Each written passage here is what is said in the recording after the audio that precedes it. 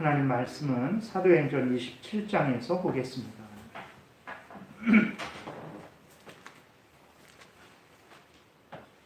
사도행전 27장 18절부터 26절, 신약성경 236페이지에 있습니다. 사도행전 27장 18절부터 26절, 사도행전 234페이지 제가 봉독해 드리겠습니다. 우리가 풍랑으로 심히 애쓰다가 이튿날 사공들이 짐을 바다에 풀어버리고 사흘째 되는 날에 배의 기구를 그들의 손으로 내버리니라. 여러 날 동안 해도 별도 보이지 아니하고 큰 풍랑이 그대로 있음에 구원의 영광마저 없어졌더라. 여러 사람이 오래 먹지 못하였음에 바울이 가운데 서서 말하되 여러분이여 내 말을 듣고 글에 대해서 떠나지 아니하여 이 타격과 손상을 면하였더라면 좋을 뻔하였느니라. 내가 너희를 권하노니 이제는 안심하라. 너희 중 아무도 생명에는 아무런 손상이 없겠고 오직 배뿐이니라. 내가 속한 바 곧 내가 섬기는 하나님의 사자가 어젯밤에 내 곁에 서서 말하되 바울아 두려워하지 말라. 내가 가이사 앞에 서야 하겠고 또 하나님께서 너와 함께 방해하는 자를 다 내게 주셨다 하였으니 그러므로 여러분이여 안심하라. 나는 내게 말씀하신 그대로 되리라고 하나님을 믿노라. 그런즉 우리가 반드시 한 섬에 걸리리라 하더라. 아멘. 기도드리겠습니다. 살아계신 하나님, 이 시간 하나님의 말씀, 생명의 말씀, 진리의 말씀을 전하고 듣습니다.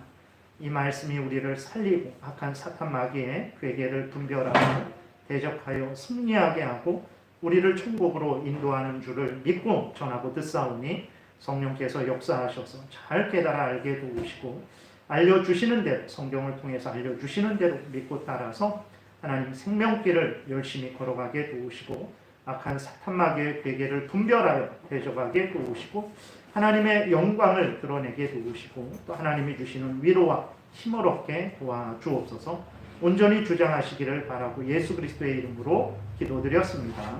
아멘. 오늘은 이제 하나님께서 참 우리가 겪는 힘들고 어려운 상황 속에서도 여전히 하나님의 뜻을 이루어 가고 계시다라는 사실, 여전히 하나님께서 우리를 지키고 보호하신다라는 사실을 이제 말씀을 드리고, 그래서 2021년도가 그렇게 밝지는 않죠. 벌써 1월 중순이 돼 가는데 참 여전히 힘들고 어려운 그러한 마음을 또 이렇게 갖고 있습니다. 거기에다가 개인적으로, 가정적으로 여러 가지 그러한 일들도 있고, 그런데 그럼에도 불구하고 낙심하지 말아야 되죠. 왜 그렇습니까? 하나님이 여전히 우리를 지키시고 보호하시고 인도하고 계시기 때문에 그렇습니다. 그래서 우리들이 2021년도를 다시 살아갈 때에 기뻐하고 즐거워하고 하나님이 인도하심을 굳게 믿고 살아가야 된다라는 것을 이제 말씀을 드리겠습니다. 오늘 본문은 이제 사도행전 22장에서부터 계속해서 연결되어지는 본문입니다. 바울은 예수 그리스도가 구주시다라는 것을 증거하다가 예루살렘에서 붙잡혔어요. 유대인들에게 이제 붙잡혀서 죽을 뻔했는데 로마 이제 군인들이 그 바울을 이제 자기들에게로 이제 끌고 왔죠. 그래서 바울이 재판을 받습니다. 총독 벨릭스 앞에서 이제 신문을 받아요. 근데 바울이 죄가 없다라는 것이 드러나죠. 근데 벨릭스는 바로 바울을 풀어주지 않습니다. 유대인들의 반대도 있었고 또 혹시나 바울로부터 뇌물을 받고자 하는 마음도 있었기 때문에 이제 그것을 바울에 대한 조치를 이제 계속해서 연기를 하죠. 그렇게 하다가 2년이 흐릅니다. 그래서 바울이 죄도 없는데도 2년 동안 감옥에 갇혀서 아무 일도 하지 못하고 그냥 2년 동안 감옥에 갇혀 있으면서 그렇게 시간을 보내요. 2년이 지나서 이제 베스도라는 총독이 새로 옵니다. 새로 와서 이제 다시 그 바울의 그 사건을 신문을 하죠. 그리고 바울이 로마에 가서 황제에게 재판을 받겠다라고 이렇게 자기 의사를 표현했기 때문에 바울을 로마로 보냅니다. 그 로마로 바울을 끌고 가는 중에 오늘 만난 풍랑이 바로 그 만난 풍랑입니다. 오늘 본문에서 바울이 풍랑을 만났는데 그 풍랑도 가벼운 풍랑이 아니에요. 얼마나 심한 풍랑인지 14일 동안 아무것도 먹지 못하는 풍랑입니다. 그러니까 우리들이 배를 타서 그렇게 정말 그 바다 가운데에서 그 풍랑이 있는 것을 경험하지 못했죠. 근데 얼마나 심했으면 14일 동안 먹을 것을 아무것도 못 먹었어요. 그러니까 바울만 못 먹은 것이 아니라 그 뱃사람들, 사공들도 못 먹었어요. 일평생을 바다에서 사는 사람들도 그 풍랑 때문에 먹을 것을 아무것도 못 먹었다고 하니까 그 풍랑이 얼마나 참 거센 풍랑이었는지를 우리가 짐작할 수 있게 되죠. 20절에 보게 되니까 오늘 본문 20절에 보면 여러 날 동안 해도 별도 보이지 아니했다 그랬어요. 그러니까 항상 그 먹구름이, 그 태풍이 그냥 그 바다를 둘러싸고 있었던 거예요. 그래서 해도 볼 수 없고 별도 볼 수 없는. 우리나라에서 태풍이 와도 뭐 하루면은 다 지나가 버리잖아요. 아니면 빨리 지나가면 한나절이면 지나가 버리는데 그 태풍이 계속 그대로 있었다 그랬어요. 큰 풍랑이 그대로 있음에 구원의 여망마저 없어졌더라 그랬어요. 이제는 정말 살 수가 없구나. 이제는 죽는 일만 남았구나. 모두가 거기에 탔던 뭐 이제 군인들도 그렇고 뱃사람들도 그렇고 이제는 죽는 것밖에는 남은 것이 없다라고 할 정도의 그 풍랑을 만난 거예요. 그런데 놀라운 것은 무엇이냐면 이런 극한 상황 속에서도 바울은 오늘 본문에서 읽었듯이 선원들과 군인들을 이제 위로합니다. 격려하고 또 두려워 말라라고 권면을 하는 것을 보게 돼요. 참 놀라운 일이죠. 그러니까 바울이 앞에서도 잠깐 말씀드렸지만 감옥에서 2년을 보냅니다. 그냥 아무 일도 못하고 죄도 없는데 감옥에서 2년을 보내요. 근데 그때도 바울이 불평하고 원망하지 않아요. 사도행전 22장부터 쭉 이렇게 읽어와 보세요. 한번. 그 바울이 하나님을 향해서 원망하고 불평하는 내용은 하나도 없어요. 또 지금도 살 소망이 없는 풍랑입니다. 정말 얼마나 기가 막히겠습니까? 근데도 바울은 두려워하지 않죠. 하나님을 향해서 원망 불평하지 않고 오히려 그 뱃사람들과 군인들을 위로하고 격려하고 있는 것을 보게 됩니다. 여러분들은 어떻게 바울과 같은 처지가 되면 어떻게 하시겠습니까? 일평생을 하나님을 위해서 일했어요. 일평생을 하나님을 위해서 일했는데 그 끝이 점점 이제 그 끝으로 갈수록 어떤 일이 생깁니까? 억울하게 붙잡혀서 2년 동안 감옥에 갇혀 있는 거예요. 그리고 또 이제 감옥에서 나와서 로마로 가는데 죽을 풍랑을 만난 거예요. 여러분들은 어떤 마음을 가지시겠습니까? 하나님에게 뭐라고 말씀을 드리겠습니까? 바울은 담담히 여전히 자신의 길을 걸어가고 있는 것을 우리가 성경을 통해서 보게 되죠. 어떻게 그럴 수 있었을까? 바울이 어떻게 그럴 수 있었을까? 바울이 뭐 우리와는 다른 강심장, 뭐 철로 된 심장을 타고났기 때문에 바울이 두려워하지 않은 것일까요? 그러지는 않죠. 그럼 바울이 어떻게 정말 2년 동안 그 감옥에 있으면서 또 지금 죽을 풍랑을 만났으면서도 두려워하지 않고 오히려 사공들과 군인들을 위로하는 그러한 태도를 가질 수 있었을까? 그것은 바울 자신의 지금의 삶은 하나님께서 주관하시고 다스리시는 삶이라는 것을 굳게 바울이 믿었기 때문에 그렇습니다. 오늘 그 본문에도 보게 되면 이제 하나님께서 천사를 통해서 바울에게 말씀하시죠. 그 바울은 천사를 통해서 바울에게 말씀하시는 그 말씀을 굳게 믿습니다. 그리고 그 말씀대로 하나님께서 이루실 것을 믿어요. 지금 상황은 14일 동안 아무것도 먹지 못할 정도의 풍랑 속에 있는 거예요. 그리고 천사가 바울에게 말을 할 때 갑자기 바다가 찬찬해지고 고요해지고 해가 뜨고 아니면 달이 비치는 그 별이 비치는 그런 것도 아닙니다. 지금 죽을 상황입니다. 여전히 천사가 말하고 있는데에도 불구하고 여전히 풍랑은 배를 집어삼킬 정도로 거세게 배에게 들이닥치고 있는 상황이었어요. 근데도 바울은 어떻게 합니까? 그런 상황 속에서도 여전히 하나님이 그렇게 말씀을 전해주시니까 그 말씀을 굳게 신뢰합니다. 그 말씀을 굳게 신뢰하고 그 말씀에 근거해서 자기도 편안한 마음을 가지고 또 군인들과 또 선원들에게 위로하고 격려했던 거예요. 오늘 본문을 제가 다시 읽어드리겠습니다. 여러 날 동안 해도 별도 보이지 아니하고 큰 풍랑이 그대로 있음에 구원의 여망마저 없어졌더라. 여러 사람이 오래 먹지 못하였음에 바울이 가운데 서서 말하되 여러분이요 내 말을 듣고 글에 대해서 떠나지 아니하여 이 타격과 손상을 면하였더라면 좋을 뻔하였느니라. 내가 너희를 권하노니 이제는 안심하라. 너희 중 아무도 생명에는 아무런 손상이 없겠고 오직 배뿐이리라. 기가 막히죠. 어떻게 자기가 뭘 안다고 지금 14일 동안 아무것도 정말 손에 무엇을 들고 이렇게 먹을 수도 있잖아요. 그게 뭐 몇 시간 걸리는 것도 아닌데도 불구하고 그럴 수도 없는 상황인데 생명을 잃지 않을 것이다. 안전할 것이다. 걱정하지 말아라. 기가 막힌 거예요. 근데 바울이 어떻게 이런 말을 할 수 있습니까? 다른 것 때문이 아니죠. 23절에 보게 되면 내가 속한 바 곧 내가 섬기는 하나님의 사자가 어젯밤에 내 곁에 서서 말하되 바울아 두려워하지 말라. 내가 가이사 앞에 서야 하겠고 또 하나님께서 너와 함께 강해하는 자를 다 내게 주셨다 하였으니 그러므로 여러분이여 안심하라. 나는 내게 말씀하신 그대로 되리라고 하나님을 믿노라. 그런즉 우리가 반드시 한 섬에 걸리리라. 이렇게 바울이 말을 하는 거예요. 그러니까 바울이 이 풍랑 속에서도 마음을 평안하게 유지하고 또 다른 사람을 돌아보고 또 자기가 해야 될 일들을 할 수 있었던 것은 바로 하나님이 말씀하신 대로 반드시 이루실 것이라는 것을 굳게 믿었기 때문에 그렇습니다. 바울은 이것을 철저하게 경험을 했죠. 바울이 이전에는 어떤 사람이었습니까? 예수 믿는 자들을 핍박했던 사람이에요. 근데 그 핍박이 그냥 웬만한 핍박이 아닙니다. 예수 믿는 사람들을 잡아다가 감옥에 가두고 때리고 그리고 예수님을 부인하라 그래요. 예수님을 저주하라 그럽니다. 그리고 저주하면 풀어주고 저주하지 않으면 계속해서 감옥에 가두고 계속해서 위협하고 폭행을 하는 거죠.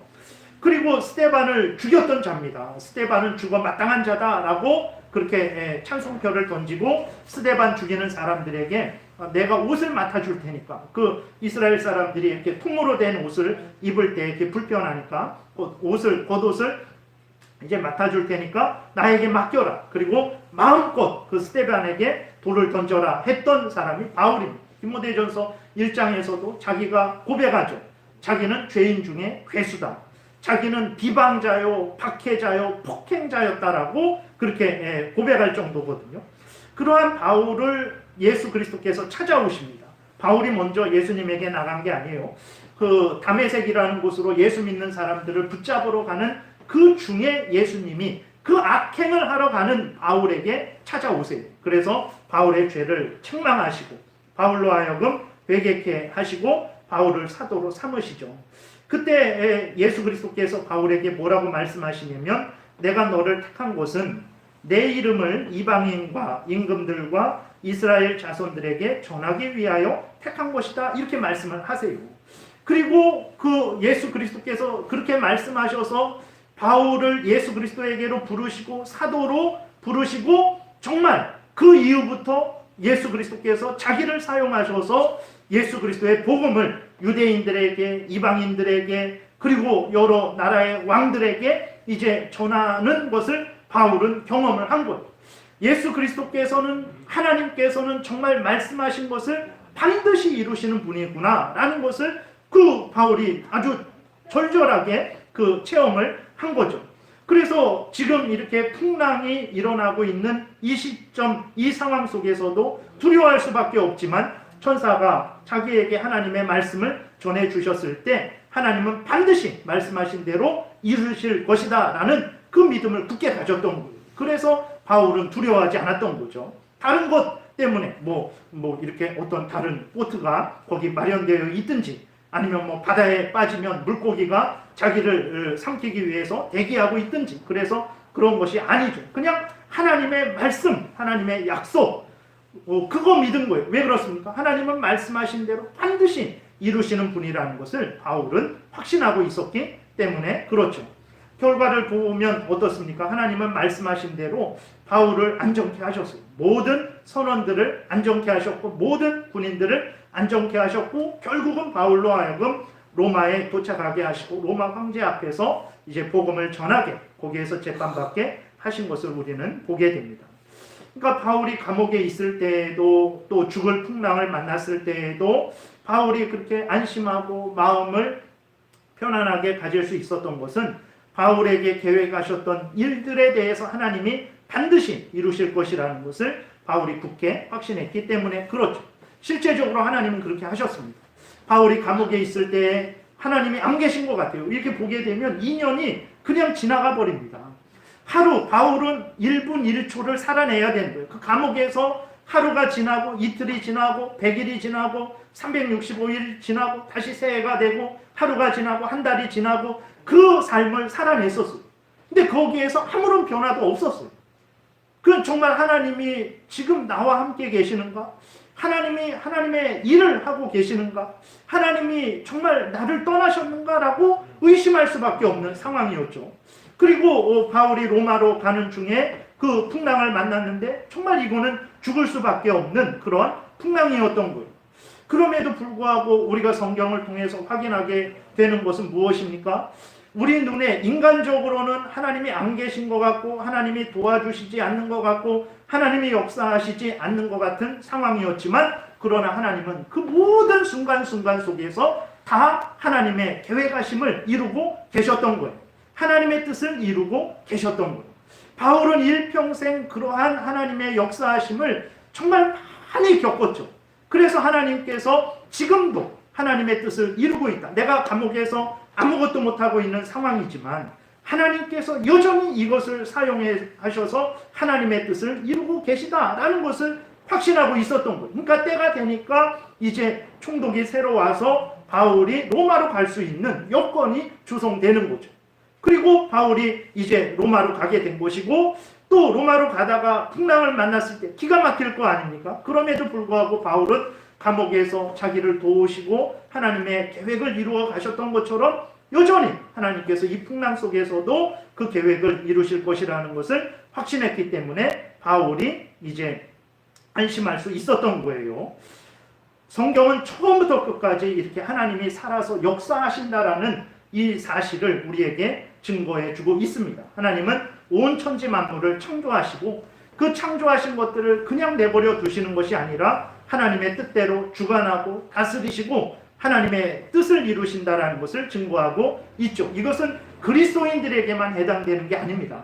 온 천지 모든 만물들에게 해당되는 거예요. 그리스도인들에게만 해당되는 것이 아니라 불신자들에게도 해당된다라는 것을 우리가 기억해야 됩니다. 다니엘서에 보게 되면 바벨론 왕 느부갓네살이 있습니다. 이 바벨론은 아주 광대한 대제국이죠. 남쪽 유다를 멸망시키고 그 다니엘을 끌고 온 다니엘과 이스라엘 백성들을 포로로 잡아온 아주 강대한 나라입니다. 그 바벨론 왕이 거대한 제국을 만들고 거대한 도시를 만든 것을 자기 왕궁에서 보고는 이제 나의 능력으로, 나의 지혜로, 나의 용맹으로 이 모든 것을 이루었다라고 하면서 그 교만한 마음을 갖습니다. 그때 하나님께서 그 바벨론 왕에게서 총명을 빼앗아 버려요. 총명을 빼앗아 버리니까 이 바벨론 왕이 짐승처럼 됩니다. 짐승처럼 돼서 7년 동안 밖에서 들에서 풀을 먹고 그렇게 살아요. 7년을 그렇게 삽니다. 그리고 하나님이 은혜 가운데 그 7년 후에 다시 총명을 넣어 주시죠.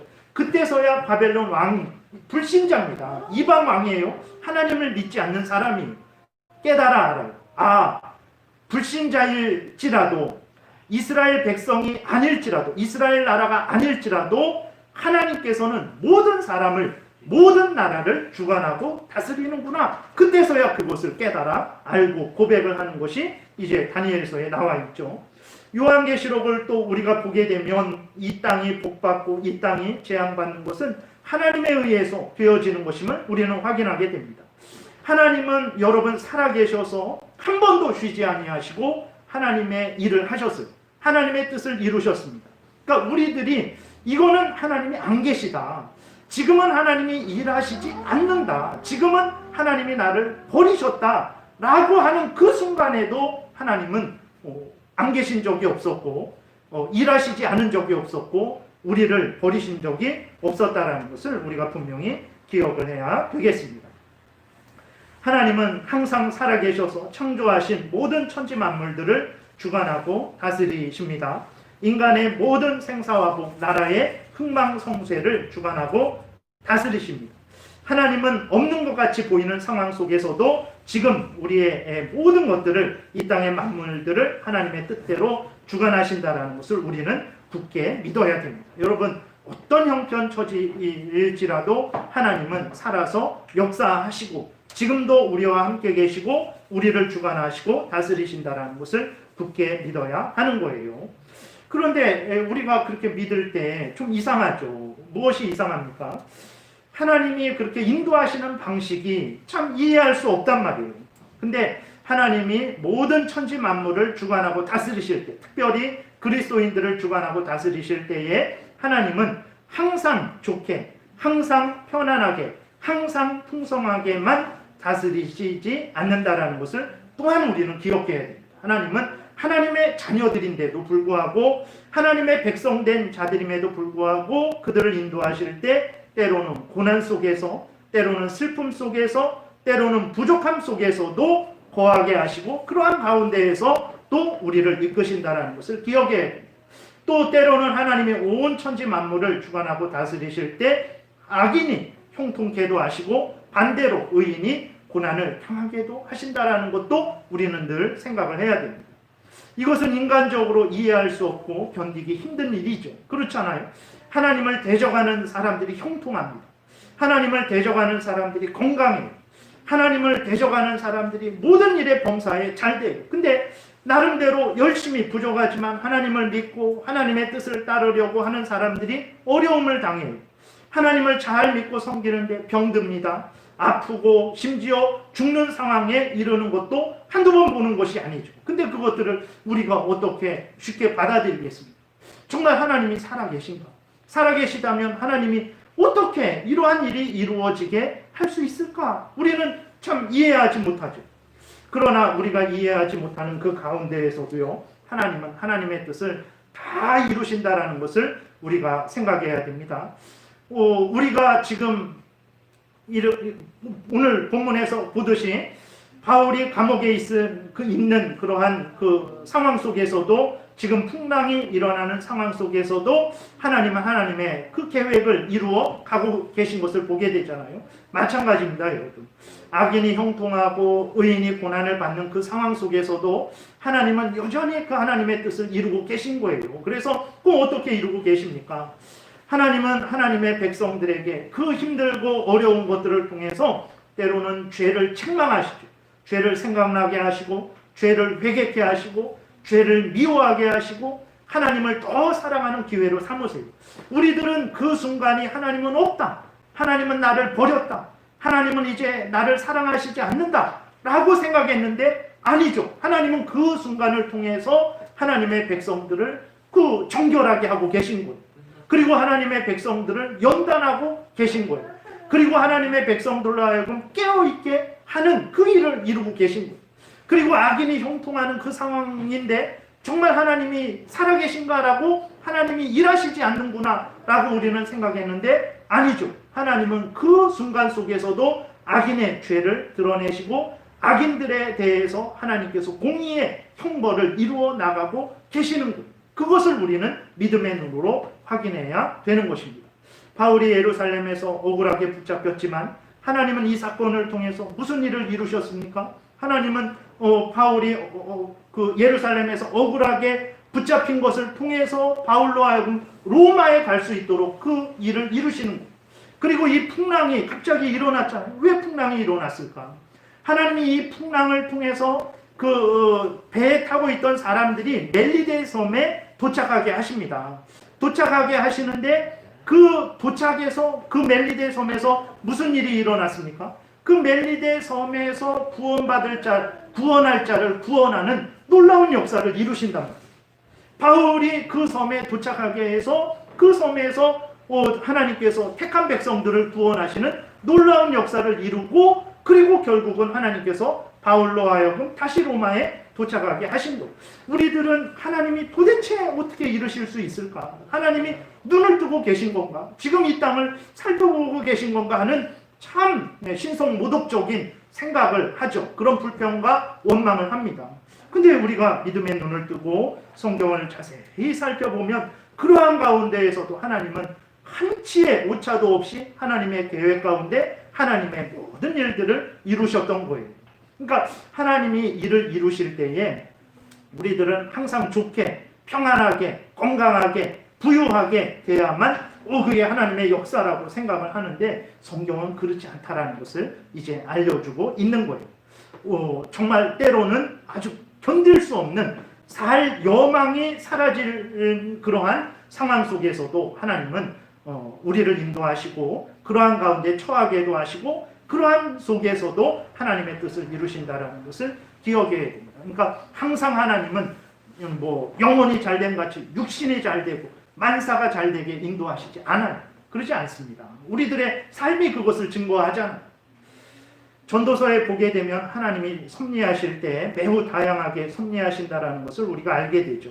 전도서 3장 1절부터 제가 8절까지 읽어드리겠습니다.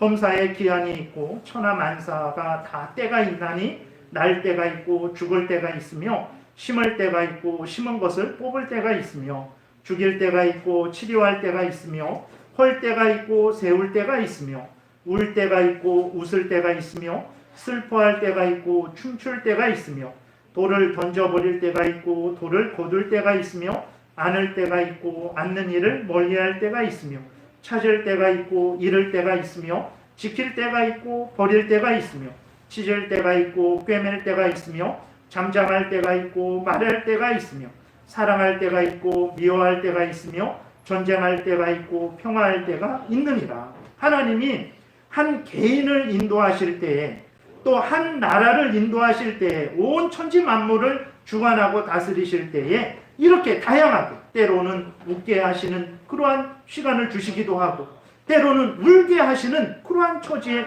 놓이게도 하시게 하고 때로는 태어나게 하시고 때로는 병들었다 낫게 하시고 때로는 건강하다 죽게 하는 그러한 여러 가지 그러한 하나님의 뜻 가운데 여러 가지 방법으로 인도하신다라는 것을 여기에서 알려주고 있는 거예요. 하나님은 좋게도 하시고 나쁘게도 하시고 평안하게도 하시고 고난 가운데 처하게도 하시면서 모든 인간들을 또 하나님의 백성들을 주관하고 다스리십니다. 그렇기 때문에 하나님은 반드시 우리에게 항상 좋게, 항상 편안하게, 항상 건강하게, 항상 부유하게 역사하셔야만 된다는 것은 우리의 욕심이죠. 우리의 탐욕이고 우리의 바람일 뿐입니다. 우리가 항상 그렇지 못할지라도 두려워하지 않을 것은 무엇입니까? 왜 그렇습니까? 우리를 향한 하나님의 뜻이 무엇입니까? 재앙이 아니고 평안이 장래에 소망을 주려는 것이기 때문에 우리가 힘들고 어려울지라도 낙심하지 않는 거예요. 지금 힘들고 어렵지만 이 힘들고 어려운 것을 통해서 하나님이 선을 이루실 것이라는 것을 우리는 믿죠. 그것은 악을 이루실 것이 아니고 선을 이루실 것이라는 것을 믿기 때문에 우리가 소망을 가질 수 있는 것이거든요. 바울이 그랬던 거예요. 감옥에 있을 때에도 어떻게 얼마나 억울합니까? 여러분 우리들이 하나님 일 열심히 했는데 억울하게 감옥에 2년을 갇혀 있다고 생각해 보세요. 아무것도 안 하고 인생 70년 80년인데 그 중에서 2년을 감옥에서 호송세월을 한다라고 생각해 보세요. 얼마나 견딜 수 없겠습니까? 근데도 바울이 견뎠단 말이에요. 왜 그렇습니까? 하나님은 이렇게도 인도하시고 저렇게도 인도하셔서 하나님의 뜻을 이루신다라는 것을 바울이 분명히 믿었기 때문에 그렇습니다. 바울은 일평생을 그걸 겪었던 거예요. 그러니까 앞에서도 말씀드렸지만 사도행전 9장에서 하나님 예수 그리스도께서 바울에게 찾아가셔서 바울을 예수 그리스도의 사도로 부르시죠. 그때 말씀하셨거든요. 내가 너를 통해서 이방인들에게, 임금들에게, 유대인들에게 복음을 전하게 하겠다. 그리고 실제로 바울을 통해서 그렇게 복음을 전하게 하셨어요. 근데 그 바울을 부르셔서 사도로 부르셔서 복음을 전하게 하셨는데 근데 그 방법이 어떤 방법을 사용하셨습니까? 바울이 아주 극한 고난을 당하는 방법을 통해서 복음을 전하게 하셨어요. 고린도후서 11장 23절부터 이렇게 기록되어 있습니다. 하나님이 이제 그 약속하신 대로 그 약속을 이루어 나가시는데 바울의 처지가 어땠냐면 내가 수고를 넘치도록 하고 옥에 갇히기도 더 많이 하고 매도 수없이 맞고 여러 번 죽을 뻔하였으니 유대인들에게서 40에서 하나 감한 매를 5번 맞았으며 3번 태장으로 맞고 1번 돌로 맞고 3번 파선하고 일주야를 깊은 바다에서 지냈으며 여러 번 여행하면서 강의 위험과 강도의 위험과 동족의 위험과 이방인의 위험과 시내의 위험과 광야의 위험과 바다의 위험과 거짓 형제 중에 위험을 당하고 또 수고하며 애쓰고 여러 번 자지 못하고 줄이며 목마르고 여러 번 굶고 춥고 헐벗었노라. 이외의 일은 고사하고 아직도 날마다 내 속에 눌리는 일이 있으니 곧 모든 교회를 위하여 염려하는 것이라 라고 이렇게 고백을 하고 있어요. 예수 그리스도께서 분명히 바울을 사용해서 예수 그리스도를 증거하도록 하셨어요. 근데 그렇게 사용하실 때 바울의 현실은 정말 극한의 고통 속에서, 고난 속에서 그 일이 이루어졌다는 것을 우리가 기억을 해야 됩니다. 이것이 헛되입니까? 헛되지 않습니다. 왜 그렇습니까? 그러한 어려움 속에서도 예수 그리스도의 복음이 증거됐단 말이에요. 바울의 어려움을 통해서 예수 그리스도의 복음을 증거하게 하셨어요. 그리고 바울에게도 그 유익이 있었죠. 빌립보서 4장에 바울이 이렇게 고백합니다. 내가 궁핍함으로 말하는 것이 아니니라. 어떠한 형편에든지 나는 자족하기를 배웠노니 나는 비천에 처할 줄도 알고 풍부에 처할 줄도 알아. 모든 일 곧 배부름과 배고픔과 풍부와 궁핍에도 처할 줄 아는 일체의 비결을 배웠노라. 내게 능력 주시는 자 안에서 내가 모든 것을 할 수 있느니라. 이것을 배운 거예요. 아, 하나님의 일은 나의 지혜와 나의 능력으로 되어지는 것이 아니구나. 나의 잘남으로 되어지는 것이 아니구나. 내가 부족하고 내가 연약할지라도 두려워할 필요가 없구나. 내가 지금 이 감옥에 갇혀서 아무 일도 못할지라도 두려워할 필요가 없구나. 하나님께서 하시고자 하시면 하나님의 때가 되면 하나님께서 감옥에서 나가게 하셔서 반드시 하나님의 일을 하게 하실 것이다. 하나님의 영광을 드러나게 하실 것이다. 내가 부족해도 하나님께서 채워주셔서 하게 하실 것이다.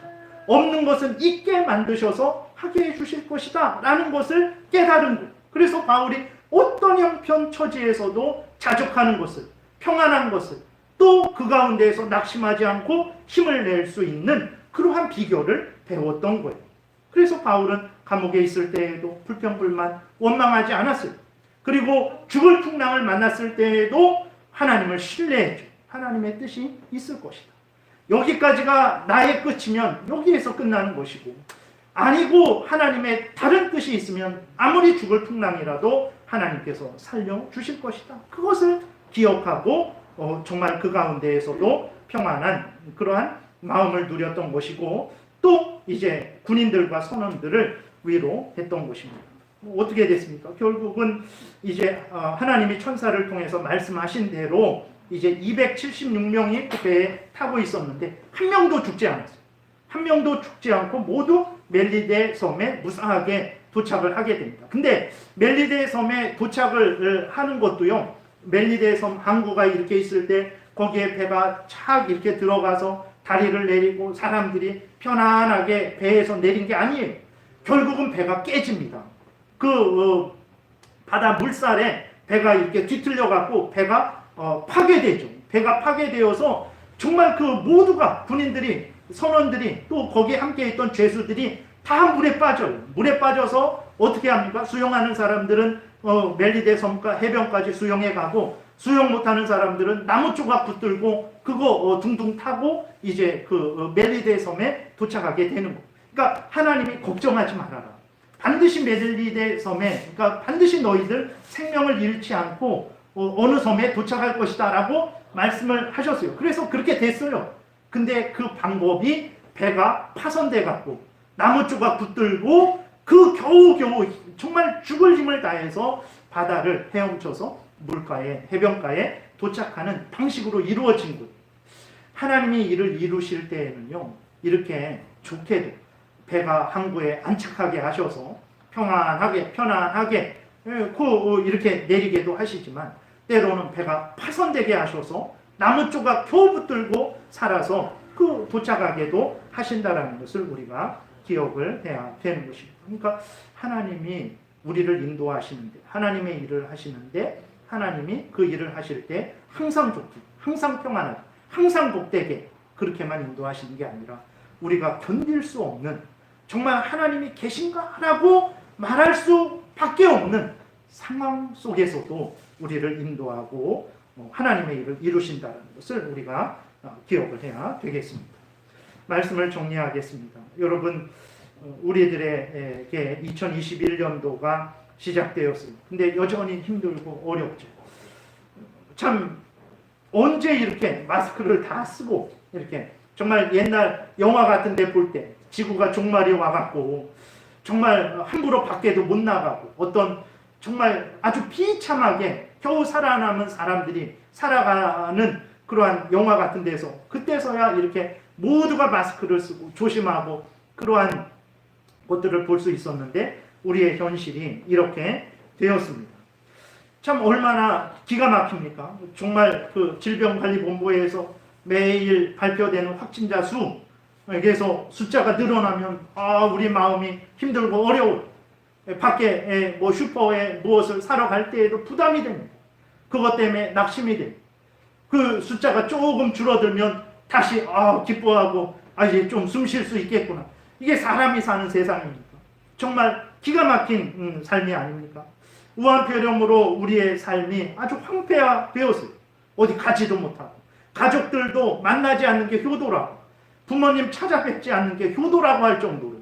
왜 그러냐면 혹시라도 어른들은 이렇게 좀 감염되면 그게 잘 이렇게 낫지를 못하니까 위험할 수도 있으니까 정말 부모님 찾아뵙지 않는 게 효도라고 할 정도로 그런 말이 나오고 있어요. 가족의 사랑도 서로 힘써 나누지를 못하는, 자유롭게 나누지를 못하는 그런 처지가 되었습니다. 얼마나 비참한 이게 인생입니까? 참 할 소리가 절로 나오는 거죠. 이외에도 여전히 우리 개인적으로 또 가정적으로 여러 가지 어려움들이 계속해서 있어요. 우한폐렴만 있는 게 아니고 그거 없어지면 뭐 천국이 임하겠습니까? 그러지 않죠. 여전히 우리들의 개인적이고 가정적이고 그러한 여러 가지 직장과 관련된 여러 일들은 우리가 또 계속해서 감당해야 되는 거예요. 정말 우리의 처지가 바울과 뭐 그렇게 달리 다른 처지는 아니죠. 감옥에 갇힌 꽃과 같은 상황이고 풍랑을 만난 것과 같은 상황이죠. 정말 낙심할 수밖에 없고 참 힘들어할 수밖에 없는 상황입니다. 그러나 여러분 앞에서 계속해서 말씀을 드렸어요. 이러한 상황 속에서도 하나님은 지금도 살아계셔서 우리를 지키시고 보호하고 계신다라는 것을 잊으시면 안 됩니다. 내가 허송세월하는 것 같고 내가 정말 이 인생이 정말 이렇게 낭비되는 것 같은 그러한 상황이잖아요. 아무것도 하지 못하고 정말 유지하는 그러한 상황인데 그럼에도 불구하고 지금도 하나님은 하나님의 뜻을 이루어가고 계시다라는 것을 여러분들이 기억하셔야 됩니다. 하나님은 우리를 인도하실 때 항상 넓은 길, 평안한 길, 풍성한 길, 건강한 길만 인도하는 것이 아니라 좁고 고되고 부족하고 아프고 힘든 길로도 하나님은 인도하세요. 그러나 그 좁고 고되고 부족하고 아프고 힘든 길일지라도 하나님은 우리를 지키시고 보호하시고 그 가운데에서 하나님의 뜻을 이루시고 우리를 능히 구원하시는 하나님이라는 것을 여러분 잊지 마시기 바랍니다. 우리의 인생은 지금 답답하고 힘들지만 우리의 인생은 물결에 떠다니는 나뭇잎 같은 하찮은 가치 없는 인생이 아닙니다. 우리의 인생은 예수 그리스도의 보혈로 죄 용서함을 받은 인생입니다. 우리 예수 그리스도로 말미암아서 하나님의 자녀가 된 인생입니다. 하나님이 우리를 불꽃 같은 눈으로 지금 지켜보고 계세요. 하나님이 지금 우리와 항상 동행하여 주시며 사망의 음침한 골짜기에 처할지라도 항상 동행하여 주시고 하나님께서 해를 당하지 않도록 우리를 주장하시고 인도해 주고 계신 우리의 인생입니다. 그렇기 때문에 여러분 힘들고 어려운 지금일지라도 이러한 하나님을 생각하심으로 말미암아서 힘을 내시기를 바랍니다. 2021년도 결코 헛되지 않을 것입니다. 결코 그냥 허송세월하는 해가 되지 않을 것. 무한폐렴이 있건 없건 그건 상관없습니다. 하나님은 있을지라도 우리를 지키고 보호하심을 통해서 이루실 것. 그리고 무한폐렴이 없을지라도 여전히 하나님은 하나님의 뜻을 이루어 가실 것입니다. 있고 없고 그는 여전히 현실적으로는 우리에게 힘든 그러한 상황이지만 두려워하지 마십시오. 있거나 없거나 하나님에게는 큰 문제 없습니다. 오히려 이러한 것을 통해서 다시 한번 우리가 우리의 죄를 발견하게 되고 하나님을 더욱 의지하게 되죠. 정말 이 상황 속에서 하나님만이 나를 구원하실 수 있구나. 하나님만이 나를 지키고 보호하실 수 있구나. 그것을 절절히 깨닫는 기간이 되는 거예요. 인생이 무엇입니까? 인생의 목적이 내 영혼 잘 되고 내 육체 잘 되고 내 범사가 잘 되는 게 목적입니까? 하나님의 영광을 드러내고 하나님의 뜻을 이루고 하나님 말씀 따라 살아가는 게 인생 목적 아닙니까? 그러면 무한폐렴을 통해서 내가 다시 한번 나를 돌아보고 더욱 하나님을 의지하고 힘들고 어렵지만 그래도 하나님의 뜻대로 살아가려는 마음을 가지면 오히려 그 무한폐렴이 우리에게 더 복이 되는, 힘들고 어려운 그 고난이 우리에게 더 복이 되는 것입니다. 그렇기 때문에 우리는 이렇든 저렇든 크게 두려워할 필요가 없는 것이고, 이래도 하나님 사랑하고 의지하고 하나님이 맡겨주신 일들을 감당하고 저래도 하나님 사랑하고 의지하고 하나님이 맡겨주신 일들을 감당하면 되는 것입니다. 그러므로 여러분 낙심하지 마시고 힘을 내시기 바랍니다. 그것은 그냥 뭐 정신승리하는 거 아니에요. 아 된다 된다, 아 뭐 좋다 아닙니다. 실제로 하나님이 함께 계세요. 실제로 하나님이 우리를 지키고 보호하고 계십니다. 그렇기 때문에 믿어도 되는 거예요. 그렇기 때문에 우리가 안심해도 되는 것입니다. 선을 행하는 일을 멈추지 마시기 바랍니다. 당장 열매가 보이지 않을지라도 낙심하지 마시기 바랍니다. 갈라디아서 6장 9절의 말씀대로 우리가 선을 행하되 낙심하지 않으면, 포기하지 않으면 때가 이르면 하나님이 거두게 하실 거예요. 그렇기 때문에 여러분 2021년도도 이러한 하나님의 은혜 속에서, 하나님의 다스림 속에서, 보호하심 속에서 하나님의 주관하에 이루어진다는 것을 굳게 믿으시고 안심하십시오. 그렇다고 함부로 방종하고 함부로 행동해서는 안 되죠. 누구보다도 철저하게 위생교칙 준수하십시오. 그러나 하나님을 의지하는 가운데 그 모든 일들을 행하시고 하나님께 맡기십시오. 하나님이 인도하실 거예요. 하나님이 죽게 하시면 우리가 살려고 해도 살 수 없습니다. 하나님이 살게 하시려면 우리가 죽으려고 해도 죽을 수 없어요. 그렇다고 함부로 하라는 게 아닙니다. 우리의 생사와 복이 하나님께 있다는 것을 굳게 믿고 우리가 할 수 있는 한에서 상식적인 그러한 일들을 해야 됩니다. 조심하고 또 조심하고 함부로 행하지 말고 그 외에는 하나님께 맡기십시오. 하나님께 맡기시면 하나님의 은혜 가운데 우리를 인도해 주실 것입니다. 그래서 우리의 현실이 참 힘들고 어렵고 참 우리의 그 마음도 피폐해지는 것 같아요. 참